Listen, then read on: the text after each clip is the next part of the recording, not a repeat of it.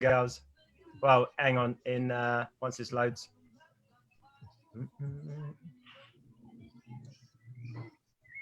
Can you hear that motorbike behind me? No. That's all right. Right, boys and girls. I think we're all good to go. So Daniel, welcome. Thank you. Yeah, thanks for your time, my friend. Just obviously me and Jolie been going through these little chats just with people that, obviously we respect, and just to see what you're currently doing in this whole lockdown situation. So Dan, tell us a little bit about yourself, like what you're doing, what you do. I'm Dan, been an osteopath for 13 years now. Before that, I was a PT and I studied rehab training, and rebranded a couple of years ago as the mobile osteopath, doing house calls and rehab training, which was going really well. And then we hit the lockdown. So yeah, it's something I've always wanted to do, some digital online work. And your busy lifestyle, you have no time for it, which was always my excuse. And then obviously with the lockdown, you're kind of put into a position where you've got to go and do it. Yeah. No other option. Yeah, and it's actually going okay. Obviously, there are restrictions as an osteopath online, because one is my advice was always free anyway with patients. They can always call me, text me, email me. So, that still stands. You're working as an osteopath online, and I've got a lot of patients who are calling me, but I'm also doing proper consultations. A lot with osteopathy, it's all about the case history, understanding the biomechanics of how the discomfort or the injury occurred. The only thing we are short on as online osteopaths is you can't do the hand-on skills. But with osteopathy, the more kind of patients I'm seeing now with those kind of desk jobs, it's not one treatment that's going to fix them. They have to have their homework. They've got to be posturally aware. They've got to activate the correct muscles. They've got to do their stretching and mobility work. And what's the most common injury you're seeing at the moment? The most common, I think it's just, I don't think it's an actual kind of diagnosis as, adhesive capsulitis or frozen shoulder. I think it's just the long-term niggly problems where people say, all I'd done was bent over and done my shoelaces up and my back went. And you think it's not that. There's been a long-standing issue where your body's compensated, and then it's the straw that broke the donkey's back, or whatever you call it. Do you find? So I think it's the long-standing niggly, less acute. So people are coming in with less injuries, sudden injuries from the sporting field or falls or what have you, and more to do with just desk jobs and staticness. I think me and Chris are probably advocate for this, that most people we see, it's like their glute activation is gone, their thoracic spine is completely locked out, leading to shoulder impingement and stuff like that. I was just wondering if you're seeing the same sort of stuff. Yeah, I mean, I done a course many years ago when I first qualified, and it was taken by an Australian physiotherapist who just worked with all the sports teams, rugby teams, fantastic guy. And he was just saying, I think that was probably about 2008. So it was just about a year after the birth of the smartphones. Apple's first iPhone was 2007. Before that, you just had your classic Nokia. So it was the first time a smartphone came about where people are on it 24/7. It was a social tool as opposed to a digital work tool. And he just said, you're going to get serious thoracic and neck problems. And it's all going to harbour from that lack of mobility in the thoracic spine, so the mid-spine, the lack of extension that we're doing, and the lack of rotation, which is going to inhibit the rib movement. So people are going to be breathing differently with the kind of the neck musculature. So yeah, it's going to have a whole domino effect. I think we're 13 years on into the new digital age of iPads, iPhones, and I think especially the youngsters who are just 24/7, even at school, just slump like that, hyperflexion of the neck, even eye strain as well. Dan, do you think that whole sort of internal posture can affect people, so it affects their breathing rate? Do you think that's going to massively affect their sympathetic nervous system? Absolutely, yeah. I mean, the sympathetic chain lays on the rib heads, the ganglions of the mid spine. So if that's not getting the movement and the range of motion that it needs, we are going to be, and also the rat race, it's stress, anxiety, the world that we have lived in. We're just governed by our sympathetic nervous system.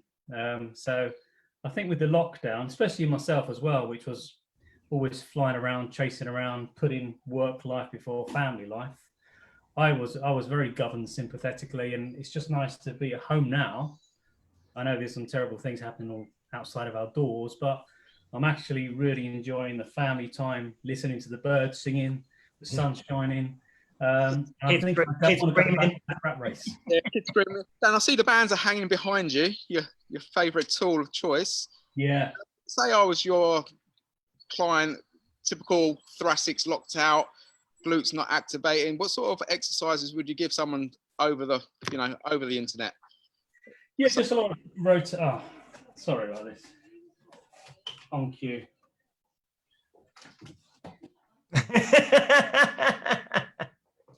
One you made earlier.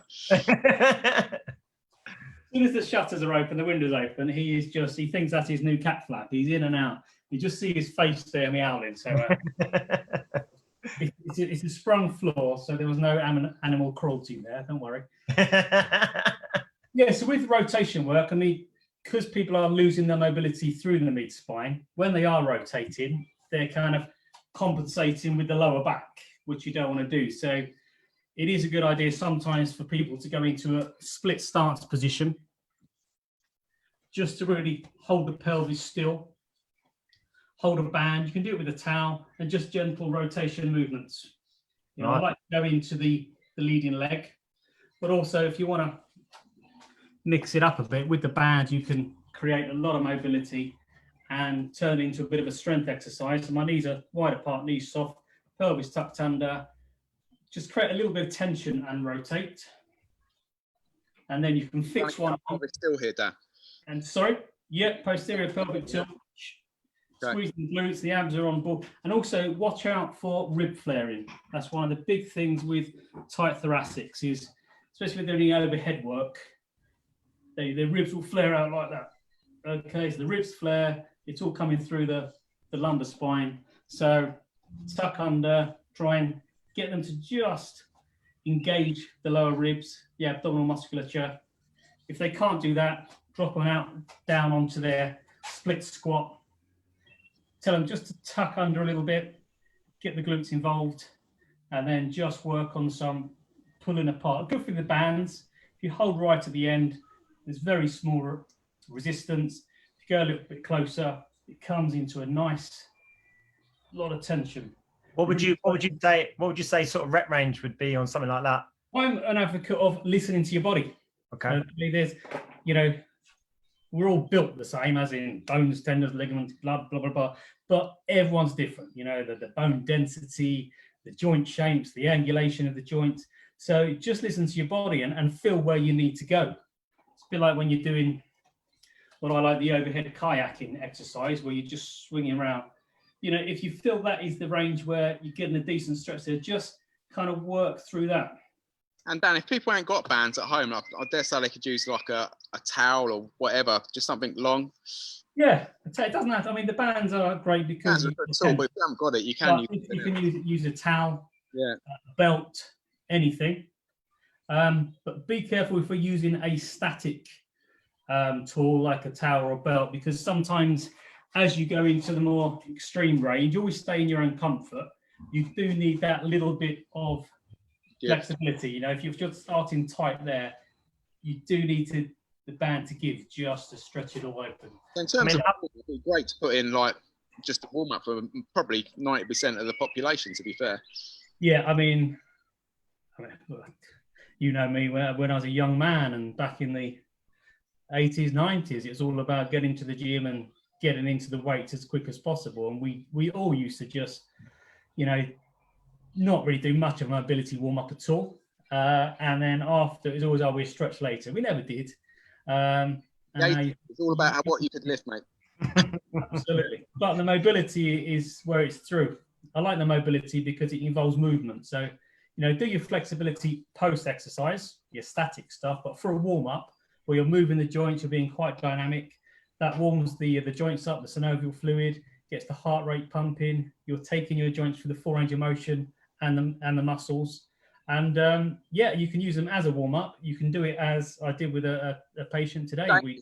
As we get older, this is how we realise it's so important to do this now. Yeah, I mean, today I've done 45 minutes with the patient, and we just done loads of mobility drills. Yeah. There was no reps, there was no sets. It was just each time we changed it, we moved the angulation of the movement. And, you know, after 45 minutes, I was on the floor in my place. And she was as well at her place. Dan, how would you warm the tissue up first? Like, how would you go about it? Would you go straight into more of a dynamic sort of movement with the band? Yeah, I always start off gently. So, you know, if you're doing shoulders, you know, just a few like that, just visiting your boundaries. Yeah. And then after 20, 30 reps, you feel yourself getting warm. You've done a bit of a pulse raiser before, so you're already warmed up. You don't want to go straight into it when you're cold. And then just, you know, you can just start hitting the angles and think, you know, that really opens up the lats. That's where I need it more. I feel it in the triceps as well. Other people won't feel it there. So I tell people, just listen to your body and don't worry about sets, reps, numbers. Just feel it easing up. Visit the boundary, feel it easing up. And then just see if you can go a little bit further. Again, don't feel pain. A lot of people, you know, the old school is people doing the ballistic stretching, bending over, and you can see them grimacing. Listen to your body. Just hit the end range, the comfortable end range, and then just gently revisit it. As you warm up, as you got more mobility, you can then increase the tension on the band. You can increase the speed as well. So less of a static stretch, more of a dynamic. Yeah, I mean, I still like my static stretch, but I do that post exercise. Okay. Yeah, because obviously the best thing to warm up is a very light rehearsal of the joints you're going to be moving. Okay, which you don't really get with static stretching. It's still good, but obviously when you're going into exercise, mobility will obviously warm your body up, warm the joints up, get the blood flowing into the areas which the flexibility doesn't do to a great degree. And Dan, just another point, we said that, you know, glute activation is quite prominent in a lot of people. Just with the bands, how would you fire up the glutes? Well, box standard one without the band is your glute bridge. And there's new kind of theories behind bridging with your head up. And the reason being is if we've got lack of mobility through the thoracic spine, then if we're going down, let me tilt this down. If we're doing a bridge, a bog standard floor bridge, and you're keeping your head flat, if people with real tight thoracics, yeah, okay, will lay flat on their back, and as soon as they try to put their thoracics into extension, their head will go into hyperextension, and you'll see their lower back will come up off the floor. So then when you bridge, they'll be rolling through the lower back, okay? And if they've got weak glutes, the compensation pattern, even though the lumbar spine isn't a hip extender, your body will cleverly help to raise this section up, okay? And you won't get much of a glute work. So what they're saying now is just hold your head up and straight away your abs are activated. Yep. If you think of, in layman's terms, the four muscles that are dominating the pelvic anterior and posteriorization. So if it's tilted, sticking your bottom out, anteriorization, you've got the hip flexor quad complex and the lower back are just doing that. So the muscles you want to work for glute activation would be hamstrings and glutes. Sorry, for posteriorization of the pelvis is abs, glutes and hamstrings. So if you're down like that, if you can get your abs on board, you've already got a muscle group which is helping posteriorization. You then can just, I mean, you'll find the movement will be far more limited, but that is all through the hips. Okay, because my abs are holding my pelvic into a posterior tilt, so then my glutes will work with that muscle group. And yeah, there's a lot of stuff coming over from Australia about supporting your head. Yeah, it's good. Tight thoracics. Obviously, you still need to do your thoracic mobility, but here we're just looking at that pure hip extension.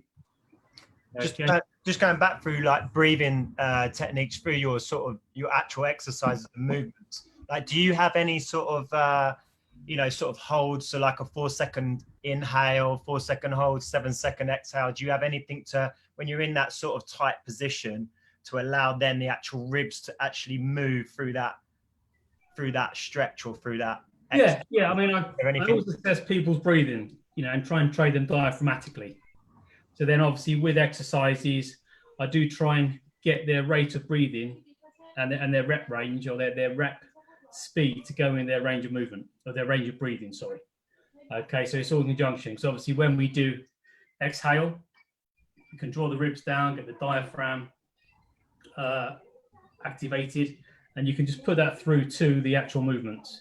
Okay, again, with any overhead pressing, you know, you've got to remember that if you are exhaling, you've got that nice tone of the abs. Okay, that will hold your rib cage, and then you can then stretch up, which goes against people breathing out when they're exerting, because if they breathe out, they can disengage the abs and then lean all the way back on the lumbar spine. Where again, when you're going heavy, you have to breathe out on the heavy lift, because that's just feels natural. But yeah, that abdominal pressure, isn't it, you creating? Yeah, on mobility training, if you just kind of work on holding the ribs in, okay, and just work on your breathing, but you're holding the abs tight, you're holding the ribs down, and then you get some nice work through the thoracics. Yeah, nice exercise that we did. There's a course I did was the art of breathing, which was quite cool. And they basically had like a dish shape, a hanging shape. Yeah. And you're in them positions, you're just holding them positions, and then they're just taking you through a breathing exercise. So obviously people with tight upper traps, they're going to find that, and thoracic, they're not going to be able to get these arms back. So then their breathing rate starts to change. They become more stressed, etc. And then their grip goes and they're fatiguing. So even just holding that, I know a lot of us can't hang because we haven't got anything to hang from, but just holding that position and then allowing the actual ribs to go through that. Yeah, absolutely. Process was quite, I found it quite cool. The thoracic. So, you know, if you can get the diaphragm on board, obviously people tend to breathe in through the ribs. So obviously breathing through the belly, and then that's the way to do it. But so many people just can't do that. You know, laying on the back, let their fingers fall over the belly button, just tell them to fill their abdomen while they breathe in, feel the abdomen inflate, and they just cannot do that. So you as an osteopath, now, what would you say your main goals are? What is it that you're trying to, you know, what are you giving out to? In the lockdown? No, well, in general, I mean, you know, as you know, new clients that could potentially be out there that need help, what would you say that your main objective is? Is it to get just people moving? Would you say that? Yeah, movement, and keep it simple. I think this day and age, there's so much content on YouTube, and I've kind of joined up a few mailing lists of people that I follow, and then they hit you with a headline on an email like, you know, squats are bad for you, squats will kill you, and it just kind of, obviously as professionals, we know what is, you know, what's good, what's bad, but they try and hit you with these real shocking headlines. And I think a lot of people I've met who aren't from a sporting or fitness background do actually have anxieties about that. Or I've heard this is bad for me, that's bad for me. And I try and tell them that movement is good for the body. Go within your own range of motion, so don't overstretch, overreach. I mean, even if you're in the lockdown, if you're waiting for the kettle to boil, just dance, just move around, rotate, reach up, reach down. How'd you do that, Dan? Well, that's not my. And Dan, that's what I'm going to take away from this chat. You dancing from having a cup of tea. If there's one thing you've learned from this chat, it's just there's a lot of changes in the lockdown. I have done a bit of dancing in the kitchen. Mainly children's music.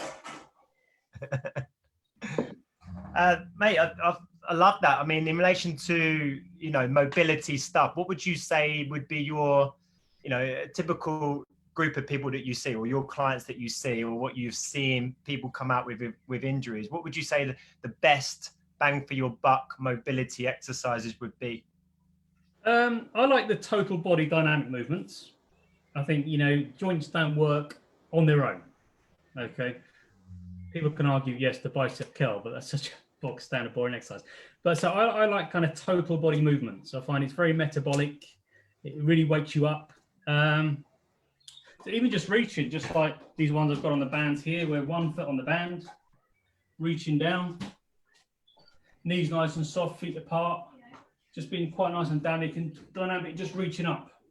Keep your pelvic tilted, keep the ribs down, no flaring, just getting some rotation and really reaching through. The most important is reach through.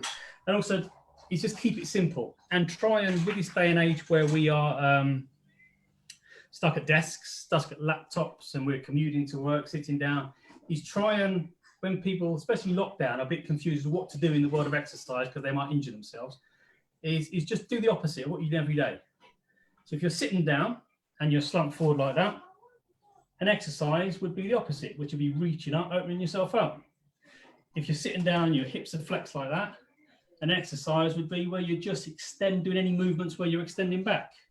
That can be, you know, some. Sorry, I don't know that. That wasn't the wife, that was Alexa. Sorry, I don't do that. Yeah, it's just kind of doing some stepping like that, some hip hinges, you know, just where the end movement is, you are getting extension through the hip. Okay, getting them glutes activated, the bridges as I went earlier. So just look at your posture, what you're doing 24/7, or the position, and just do the opposite. It's simple. Shoulders like that. Do some stuff where you're reaching out, reaching back. Open. Again, is that kind of what you would advise the most? You know, people like me and Joe, ourselves as trainers. You know, you guys are kind of more mobile. You haven't got the classic desk jobs, but I think mobility before working out is a real thing that we need to start looking at. Because obviously you're fit guys, but your new clients that come in won't be. They will, you know, 100% have restrictions in some area of their body, if not multiple. So just introduce them to mobility before they hit the strength. You know, they thank you for it, and it will reduce the risk of injuries. So they keep coming back to you as clients. Nice, mate. Nice. Johnny, you got it? No, I think that Dan's pretty much covered everything. I was really taken. Yeah. I haven't done it with my head lifted and my abs braced yet. So what about crunches? What about, you know, obviously there's a lot of things out there at the moment, and a lot of people are doing many press ups as they can do, crunching, etc. I mean, is there any great fan of crunches just because I know notoriously people's abdominals are weak, even if they're just slumping at a desk. So you do need to train your abs. But crunching is just that same kind of posture that these people are doing every day in the office. I know it's not an exercise. They're not doing that at the work, training their abs. But in my field, just do the opposites. I mean, if you just kind of get a band and reach up, your abs are fantastic decelerators in movement.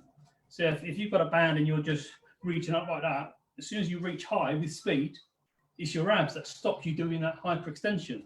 So that kind of reaching out at an angle, a little bit of rotation, ribs held down, you know, you can feel your abs and obliques coming on fire then. Yeah. So you're working your abs in a lengthening way without someone who's just slumping all day like that. They come to the gym and you're asking them to slump more. Yeah, you know?